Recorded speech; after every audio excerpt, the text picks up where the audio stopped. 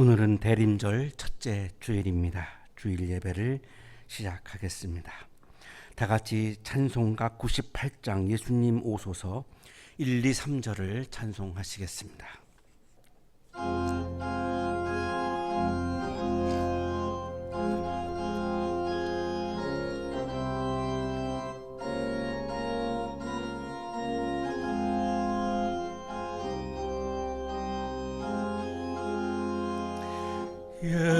예수님 오소서 임마누엘 우리 주 이곳에 오셔서 기도 들어주소서 능하신 주께서 크신 일을 행하사 간구하는 우리의 기도를 들어주소서.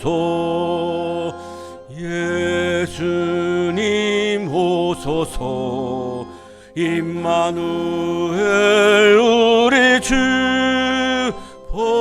보좌를 떠나서 사람 몸을 입었네.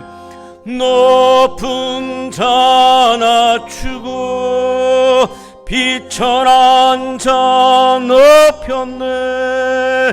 만민 위에 오셔서 사슬을 풀어주소서.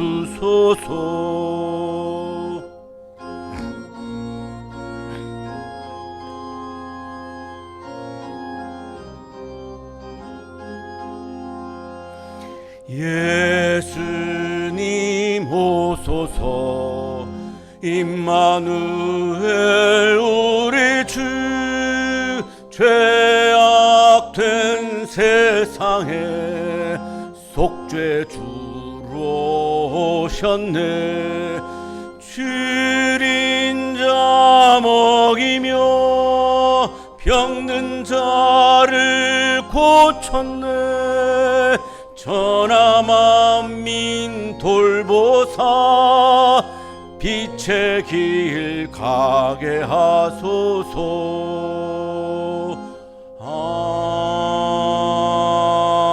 아멘.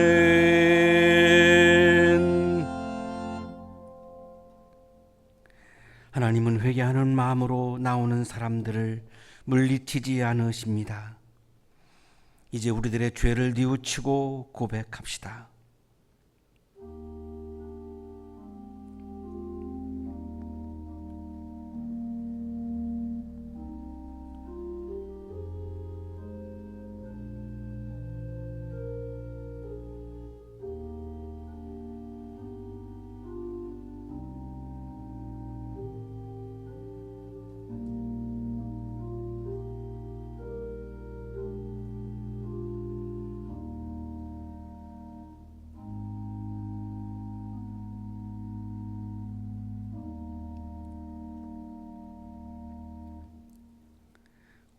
우리가 우리 죄를 자백하면 하나님은 신실하시고 의로우신 분이셔서 우리 죄를 용서하시고 모든 불의에서 우리를 깨끗하게 해주실 것입니다.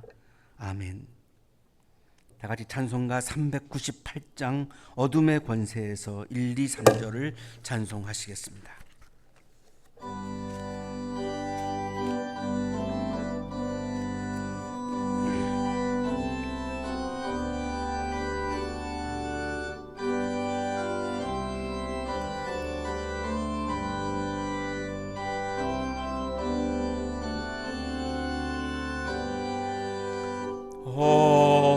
어둠의 권세에서 인생을 건지신 주 길 잃고 헤매이던 우리의 빛이시라. 영원한 그 나라의 참모습 보이시고 그 얼굴 밝 밝은 광채 우리 길 비추인다. 허무와 고독에서 인생을 건지신 주, 외로운 길 홀로 가는 우리의 친구시라. 진리의 엄한 고개 쌓으며 넘어가는 성도의 발걸음에 굳세림 주시도다.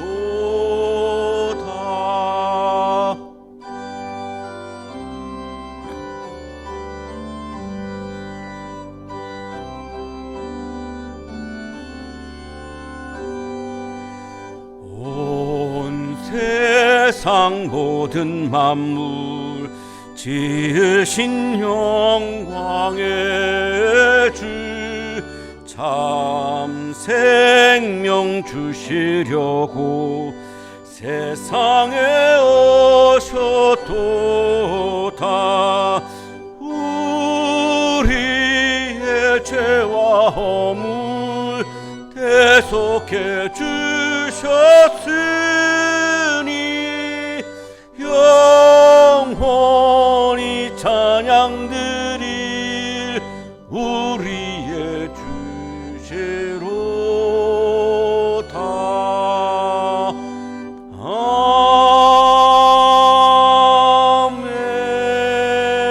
아멘.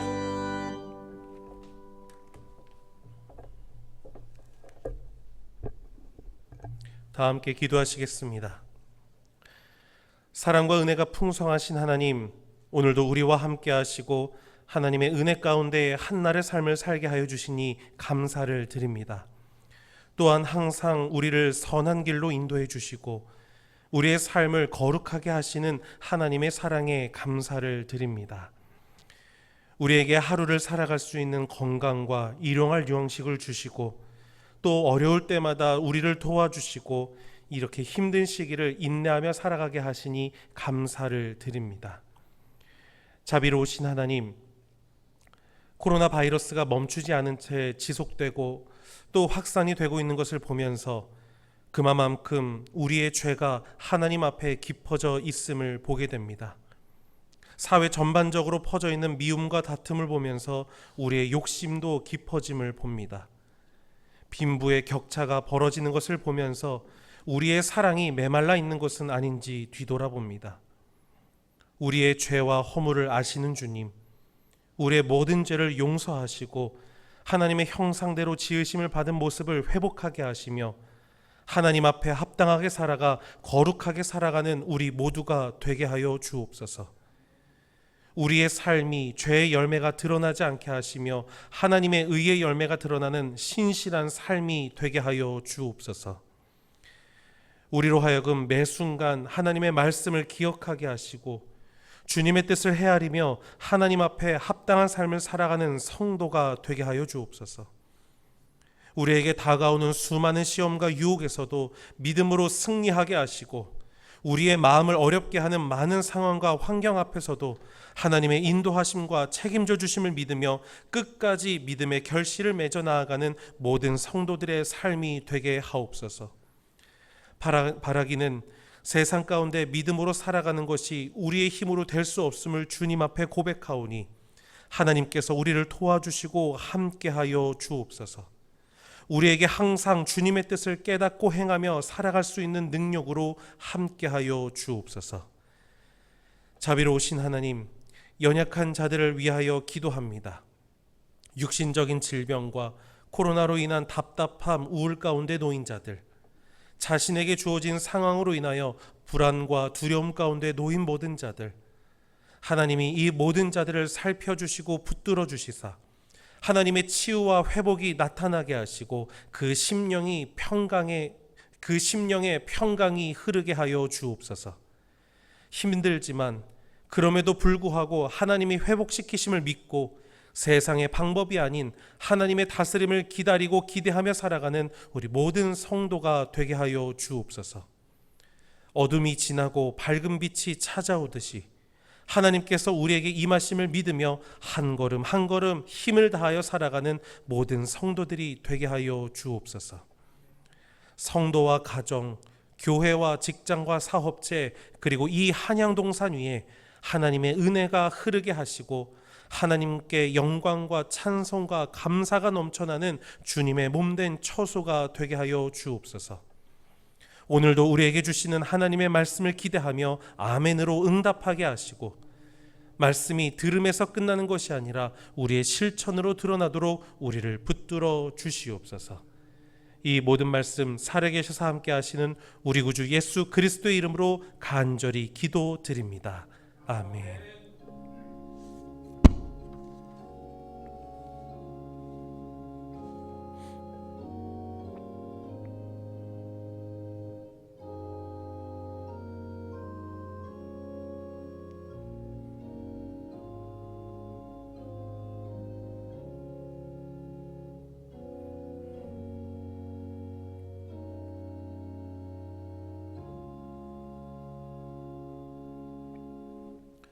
이 시간 우리에게 주시는 하나님의 말씀 시편 80편 1절에서 7절 그리고 17절에서 19절까지의 말씀입니다.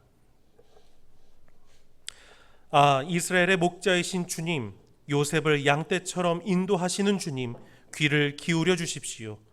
그룹 위에 앉으신 주님, 빛으로 나타나 주십시오. 에브라임과 베냐민과 므낫세 앞에서 주님의 능력을 떨쳐 주십시오. 우리를 도우러 와 주십시오. 하나님, 우리를 회복시켜 주십시오. 우리가 구원을 받도록 주님의 빛나는 얼굴을 나타내어 주십시오. 주 만군의 하나님, 얼마나 오랫동안 주님의 백성들이 올리는 기도를 노엽게 여기시렵니까? 주님께서 그들에게 눈물의 빵을 먹이시고 눈물을 물리도록 마시게 하셨습니다. 우리를 우리의 이웃에게 시비거리가 되게 하시니 원수들이 우리를 비웃습니다. 만군의 하나님, 우리를 회복시켜 주십시오. 우리가 구원을 받을 수 있도록 주님의 빛나는 얼굴을 나타내어 주십시오. 주님의 오른쪽에 있는 사람, 주님께서 몸소 굳게 잡아 주신 인자 위에 주님의 손을 얹어 주십시오. 그리하면 우리가 주님을 떠나지 않을 것이니 주님의 이름을 부를 수 있도록 우리에게 새 힘을 주십시오. 만군의 하나님, 우리를 회복시켜 주십시오. 우리가 구원을 받도록 주님의 빛나는 얼굴을 나타내어 주십시오. 구약의 말씀입니다.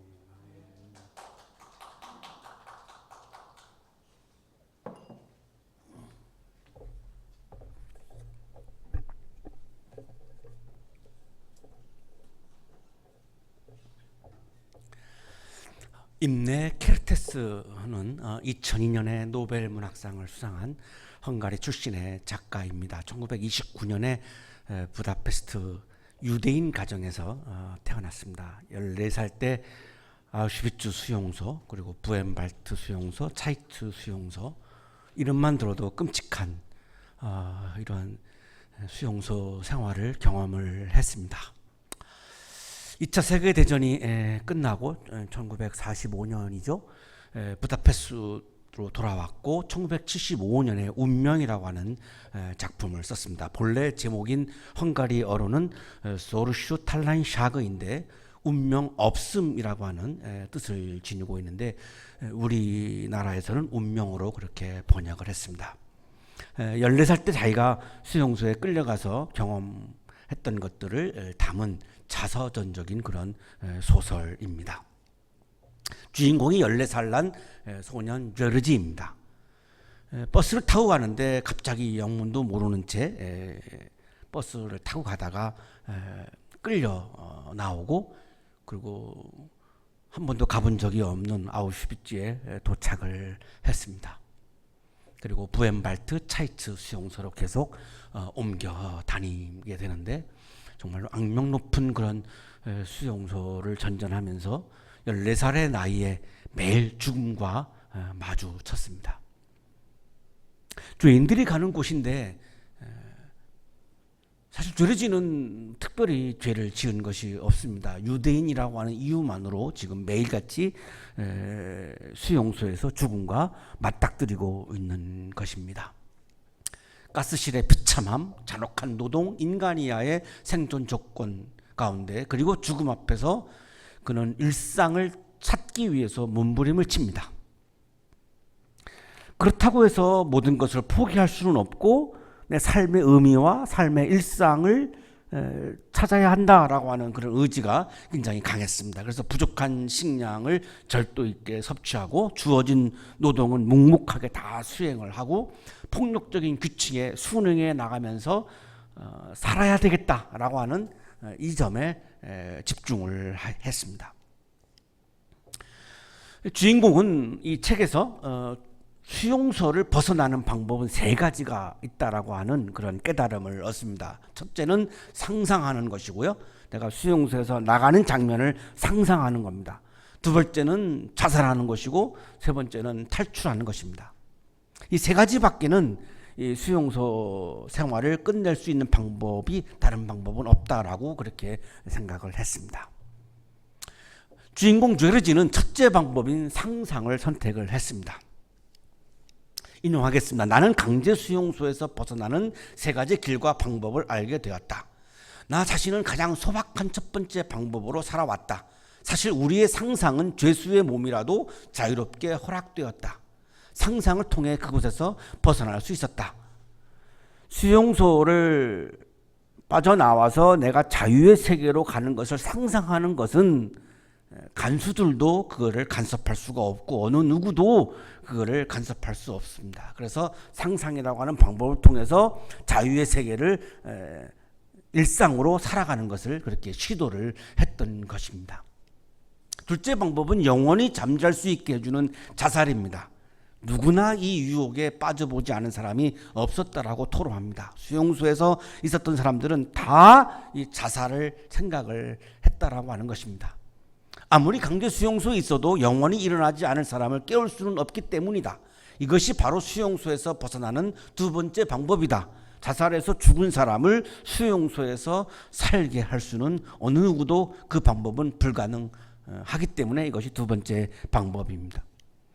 셋째 방법이 탈출입니다. 성공한 사람이 거의 없었다라고 그렇게 이야기를 합니다. 이곳을 벗어나는 세 번째 방법은 글자 그대로 실제로 탈출하는 방법인데 우리 수용소에서 지금까지 딱 한 번의 시도가 있었다. 그 정도로 이거는 거의 불가능하다라고 이야기를 합니다. 주인공은 상상을 통해서 죽음 앞에서 일상을 찾아냈고 그 상상은 힘겨운 일상을 견디는 힘을 공급해 주었습니다. 이 상상이 아니었다면 자기는 살아나올 수 없었다라고 그렇게 이야기를 하고 있습니다. 운명이 있다면 자유란 없다. 그런데 만약 반대로 자유가 있다면 운명이란 없다. 수용소에서 내가 살아가는 것을 운명으로 받아들인다면 나는 나에게 자유란 있을 수가 없다. 그러나 자유가 존재하는 것을 확신하고 내가 자유를 상상한다면 수용소에서 내가 영원히 살다가 여기서 죽는다라고 하는 이런 운명이란 내 인생에 있을 수가 없다. 가장 유명한 말이 이 구절인데요. 운명이 있다면 자유란 없다. 그런데 만약 반대로 자유가 있다면 운명이란 없다. 임네케르테스는 이 작품을 통해서 사회적인 힘과 폭력이 개인의 종말을 강요하는 이 현대 사회가 아우슈비츠와 닮은 꼴임을 이야기하고 있는 것입니다. 강제 수용소와 같은 억압당하는 사회적인 이런 폭력으로부터 사회적인 힘으로부터 통제로부터 우리가 억압당하는 이런 삶을 운명으로 받아들인다면 자유가 없다는 것입니다. 그러나 이러한 상황에서도 끊임없이 우리가 자유의 세계를 상상해 나갈 때에 우리들에게 운명이란 있을 수가 없음을 우리들에게 강조해 주고 있습니다. 그래서 제목이 운명 없음입니다. 오늘의 성서일과는 바벨로니아 포로지에서 70년 만에 돌아온 히브리인들이 페르시아의 노예 상황에서 제2성전에 모여서 찬송을 부르면서 잃어버린 하나님 신앙과 신앙 공동체 회복을 상상하는 장면입니다. 오늘 현준 씨하고 혜인 씨가 하나님의 은혜라고 하는 곡을 연주해 주었는데요. 이 곡을 연주하면서 아마 두 분의 마음속에서는 계속 하나님의 은혜가 내려오는 장면들을 상상하면서 아마 연주를 했을 거라고 생각이 듭니다. 그렇지 않으면 연주가 불가능하죠.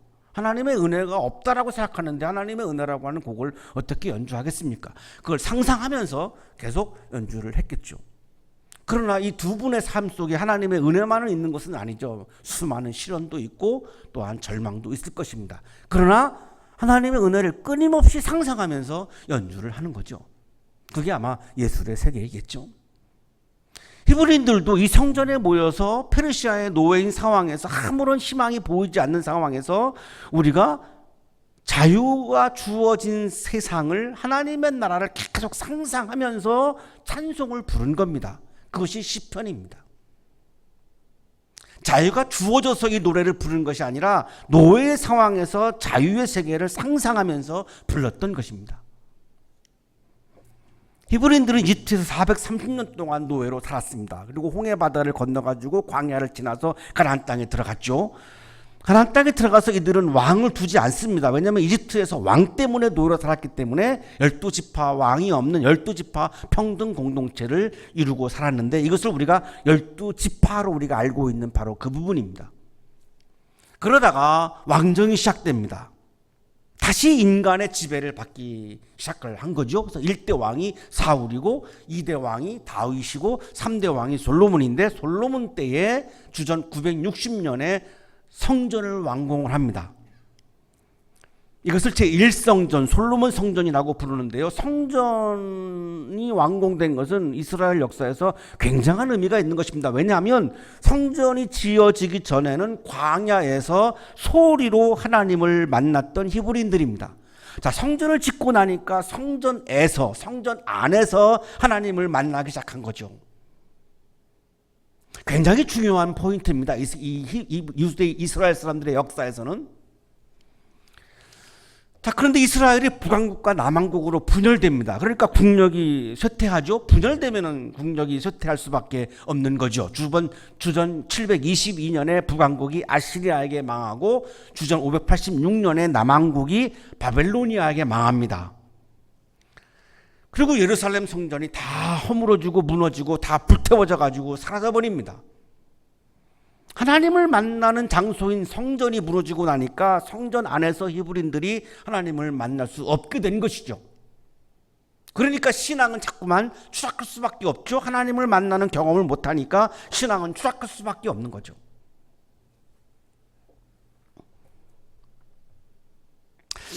한 가지 질문을 하게 되는데요. 우리가 한국교회 그리스도인들이 예배 시간에 와서 하나님을 만나는 경험을 하는가? 아니면 그냥 교회 생활을 하기 위해서 예배당에 오고 있는 것인가? 라고 하는 질문을 하게 됩니다. 왜냐하면 히브리인들이 성전이 무너지고 나서 하나님을 만나는 경험을 하지 못하면서 신앙이 계속해서 추락해 갔으니까요. 그리고 바벨로니아 포로로 끌려갑니다. 끌려가서 70년을 살아요. 그러니까 성전에서 하나님을 만날 수가 없지요. 그런데 이 바빌로니아가 페르시아에게 망합니다. 페르시아는 이란이고, 오늘날의 이란이고, 바빌로니아는 오늘날의 이라크인데요. 페르시아에게 망해가지고 페르시아의 왕이 고향으로 히브리인들을 돌려보내줍니다. 예루살렘으로 왔죠. 와가지고 성전을 재건합니다. 이 성전을 재건한 성전이 제2성전 스룹바벨의 성전이라고 불리우는데요. 주전 515년입니다. 하나님을 만나려고 성전을 지은 거죠. 그런데 성전이 한번 무너지는 경험을 하고 나니까 성전 안에서 하나님을 만나는 경험이 쉽지가 않은 겁니다.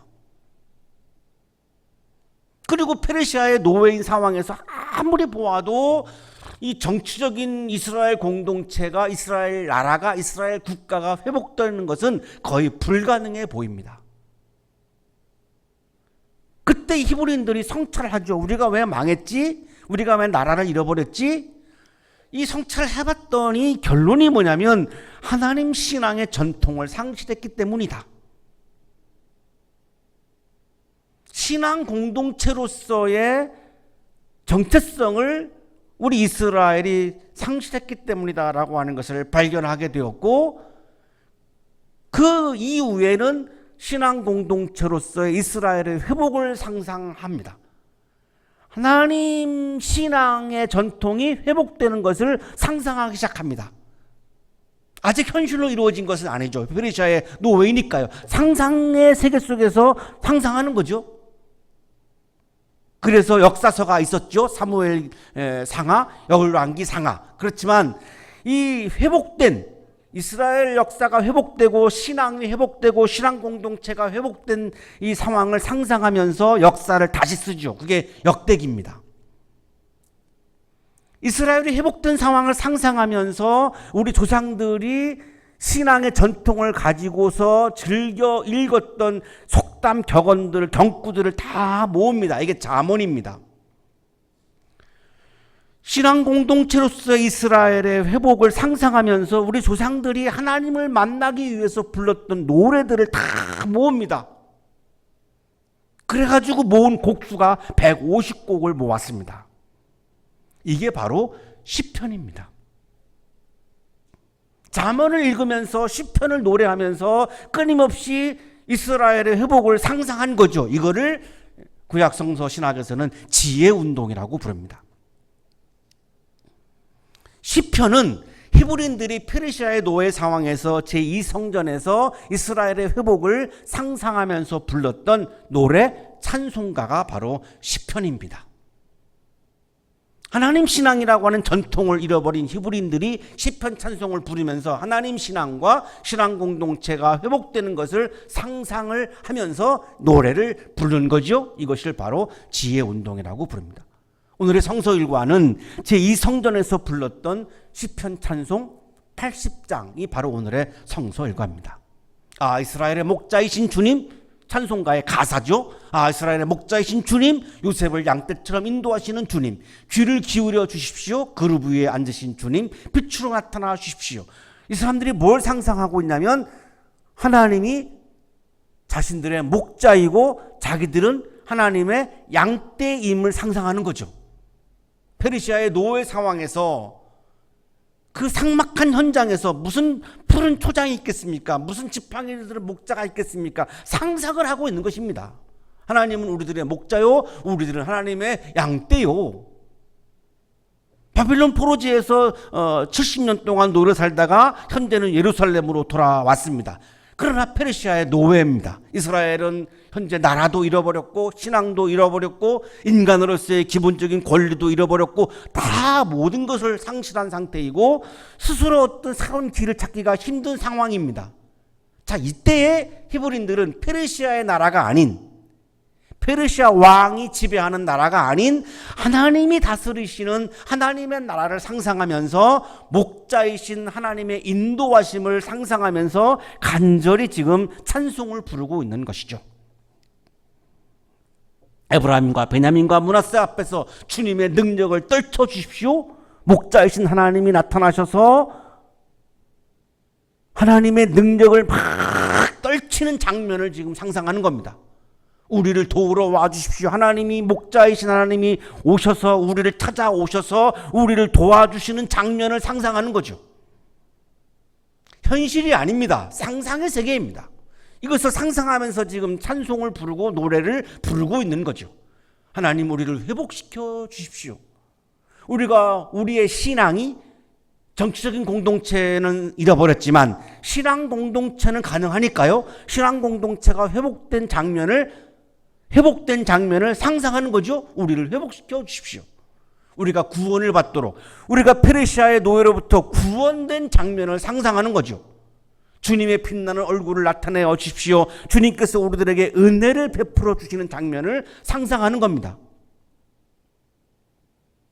그걸 상상하면서 간절히 지금 찬송을 부르고 있는 거죠. 이완진 교수의 주석입니다. 주의 얼굴빛을 비추소서는 민수기의 사제 축복문과 시편 4장 7절에도 나오는 표현으로 은총을 베풀어 달라는 말이다. 하나님의 얼굴이 우리 앞에 나타나는 것을 말하는 것이 아니라 하나님이 우리에게 은혜를 베풀어 주시는, 오늘 성가 찬양 연주의 가사가 그런 거였는데요. 하나님의 은혜, 하나님께서 우리들에게 은혜를 베풀어 주시는 장면을 지금 상상하면서 찬송을 부르고 있는 거죠. 코로나 상황에서 우리가 지금 상상해야 하는 것은 하나님이 우리의 목자이시고 우리를 찾아와 주셔서 하나님의 능력을 떨쳐주시고 우리를 도와주시고 우리를 구원해 주시고 우리에게 은혜를 베풀어 주시는 장면들을 우리는 지금 상상해야 하는 거죠. 주만군의 하나님의 호칭이 바뀌고 있습니다. 3절까지는 하나님 그랬습니다. 히브리어로 엘로힘. 4절에 와서 만군의 하나님으로 바꿉니다. 히브리어 성서의 엘로힘 체바오트인데요. 모든 군대를 다스리는 하나님. 그렇다면 페르시아 군대도 다스리는 하나님입니다. 모든 세상의 모든 군대를, 페르시아 군대까지도 다스리시는 하나님, 이렇게 호칭이 바뀌죠. 모든 군대를 다스리는 하나님을 상상하는 거죠. 얼마나 오랫동안 주님의 백성들이 올리는 기도를 노엽게 여기시렵니까? 페르시아 군대를 포함한 모든 세상의 군대를 다 다스리는 하나님을 상상하면서 기도에 응답하달라고 지금 간절하게 찬송하고 있죠. 하나님을 상상하고 있는 겁니다. 이걸 우리는 신앙이라고 부르는 겁니다. 물질이 나에게 주어지는 것을 상상하는 것은 그냥 인간적인 거지, 그게 나쁘다라는 말씀이 아닙니다. 그건 인간적인 거고, 하나님을 상상하는 것을 우리는 신앙이라고 부르는 거죠. 물질이 주어지는 것을 상상하는 것은 그냥 인간적인 겁니다. 그 신앙의 영역이 아니죠. 주님께서 그들에게 눈물의 빵을 먹이시고 눈물을 물리도록 마시게 하셨습니다. 바빌로니아 포로지를 지금 기억하고 있는 거죠. 바빌로니아 포로지에서 70년 동안 눈물의 빵을 먹었던 그것을 기억하고 있는 겁니다. 우리를 우리의 이웃에게 시비거리가 되게 하시니 원수들이 우리를 비웃습니다. 바벨로니아 포로지에서 70년 동안 바벨로니아 사람들이 노예인 우리들을 나를 바라보면서 비웃었던 그런 것들을 지금 기억하고 있는 것입니다. 비참했죠.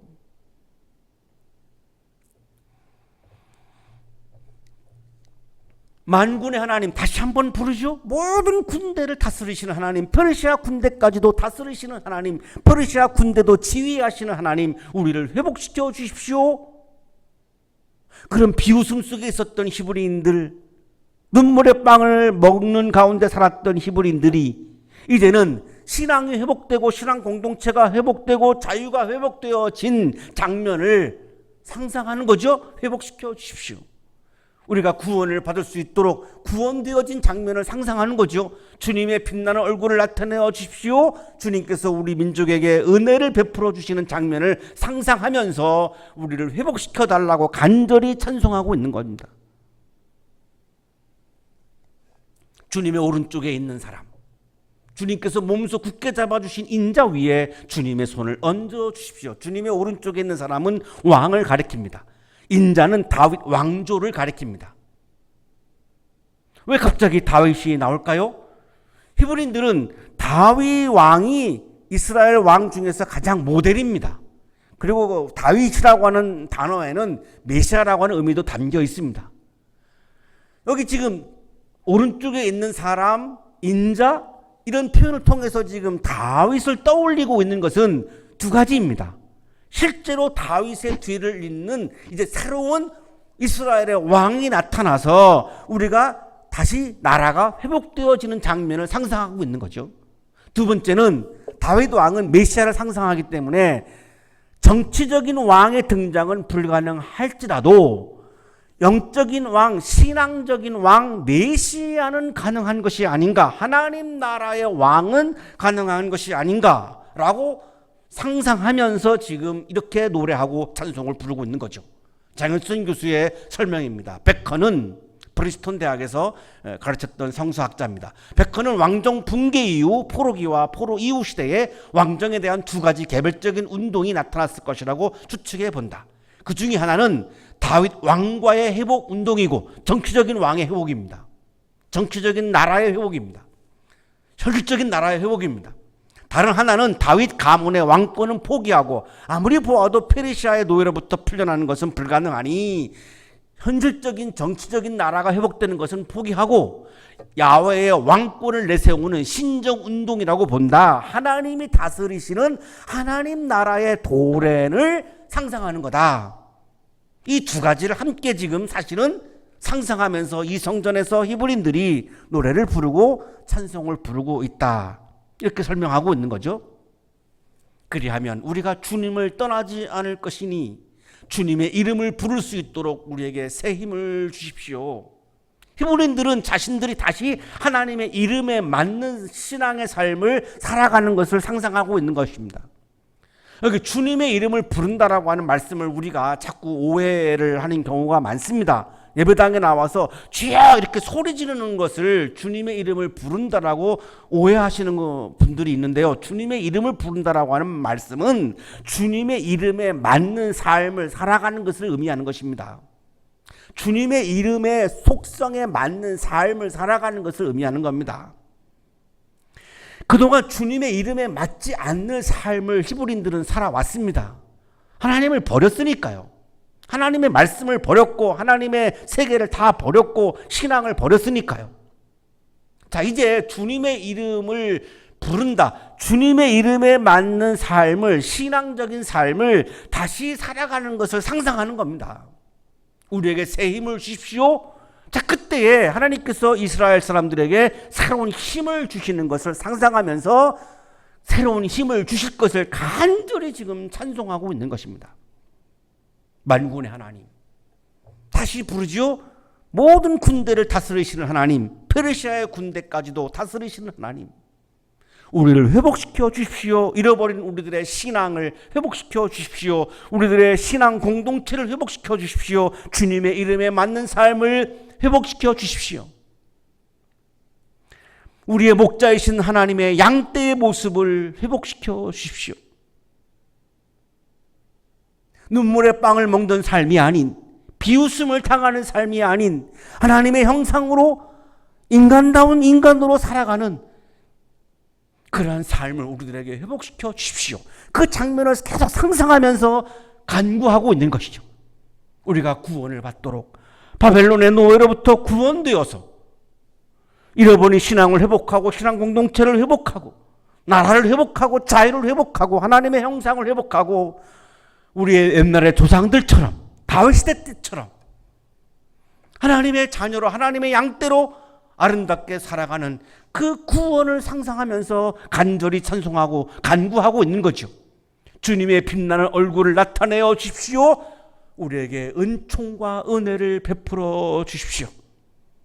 하나님의 은혜가 부어지고 하나님의 은혜가 주어지는 장면을 상상하면서 하나님의 은혜가 주어지기를 간절히 지금 간구하면서 상상하면서 찬송을 부르고 있는 것이죠.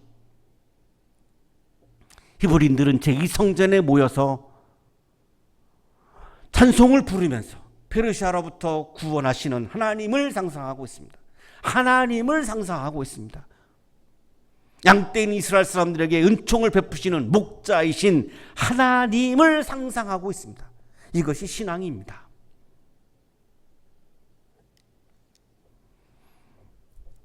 대림절이 오늘부터 시작되었습니다. 예수 그리스도를 기다리는 계절입니다. 영어로는 애드벤트, 라틴어로는 아드벤투스, 미래를 의미하는 단어가 라틴어 아드벤투스가 영어로 애드벤트입니다. 그리스어로는 파루시아입니다. 미래에서 현재로 진행되는 시간입니다. 현재에서 미래로 가는 시간을 의미하는 것이 아니라 파루시아 아드벤투스라고 하는 단어는 미래가 현실로 오는 시간, 미래가 현실로 도래하는 시간을 의미합니다. 예수 그리스도께서 미래에서 현실로 우리들이 살고 있는 삶의 세계로 오시는 겁니다. 이거를 상상하고 이거를 간구하는 계절이 대림절입니다.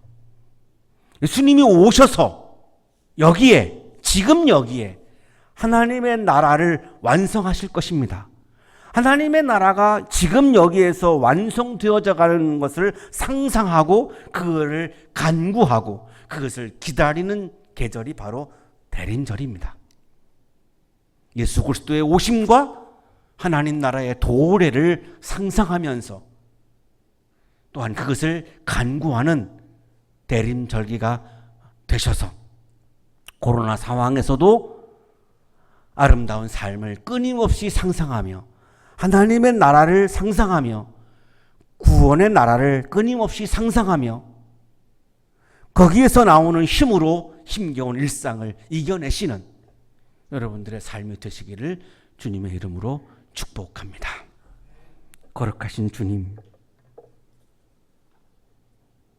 하나님을 상상하지 못하고 우리들의 욕망의 세계를 상상했음을 고백합니다. 우리를 긍휼히 여겨주시고 우리에게 믿음을 주셔서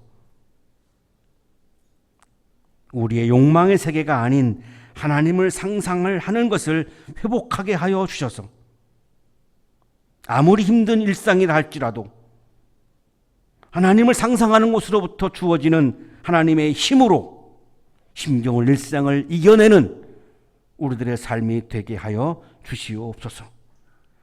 예수 그리스도의 이름으로 기도하옵나이다. 아멘.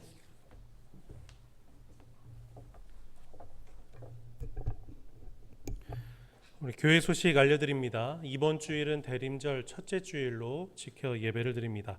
다음 주일은 대림절 두 번째 주일로 지켜 예배를 드리겠습니다. 다음 주 성서일과는 마가복음 1장 1절에서 8절까지의 말씀 제목은 성령으로입니다. 우리 주중에 성서일과 말씀을 묵상하시기를 바랍니다. 우리 교회에서 매일 시간을 정해두고 함께 다른 이들을 위해서 또 몸이 아프신 분들 위해서 함께 중보하고 있습니다. 우리 기도하실 때마다 우리 코로나로 인해서 힘겨운 분들 그리고 우리의 이웃을 위해서 계속 힘써 기도해 주시기를 바랍니다. 우리 교회는 계속해서 가정에서 영상으로 예배를 드리고 있습니다. 우리 하나님께서 함께 하시는 자리임을 우리 믿으시면서 우리 신실한 진실한 예배 드리시는 우리 성도님들 되시기를 바랍니다.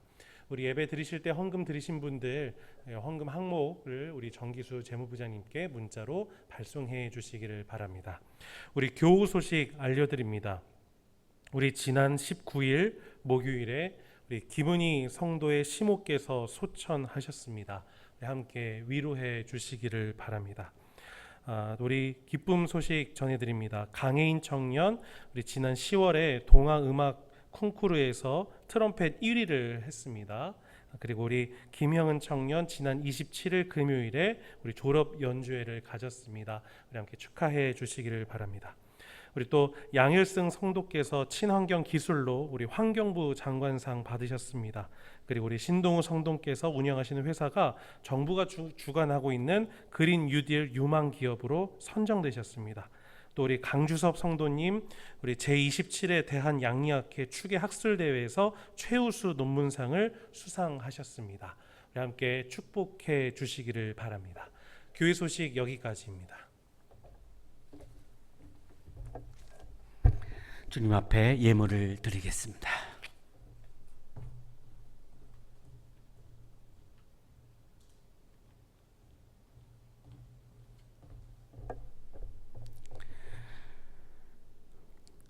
거룩하신 주님, 힘겨운 일상에서도 우리의 목자이신 하나님을 상상하고 하나님을 믿을 수 있는 믿음을 주셔서 감사합니다.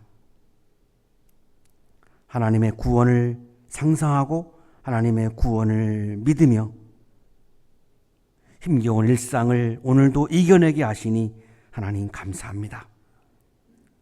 감사의 마음을 예물에 담아 드려오니 기쁘게 받아주시고 예물을 드리는 손길 위에 크신 은혜를 부어 주옵소서.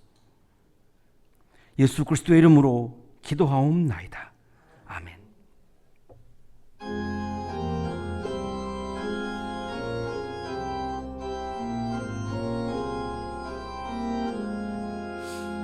부르심 받들어 내 형제 섬기며 구주의 뜻을 따라서 내 정성 다하리.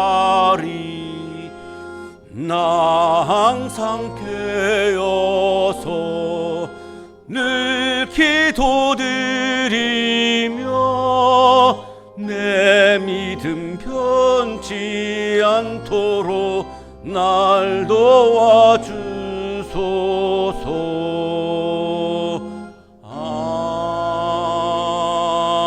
아멘. 이제는 우리에게 하나밖에 없는 생명까지도 아낌없이 사랑으로 나누어 주시는 예수 그리스도의 은혜와 오늘도 우리에게 말씀을 주시는 하나님의 사랑하심과 우리에게 생명의 기운을 주시는 성령의 역사하심이 하나님의 구원을 상상하며 하나님의 구원을 믿으며 힘겨운 일상을 이기는 삶을 살아갈 것을 확신하며 세상을 향하여 힘차게 나아가는 우리 모든 한양 가족들의 삶 속에 지금부터 영원토록 함께 하시기를 간절히 축원하옵나이다. 아멘.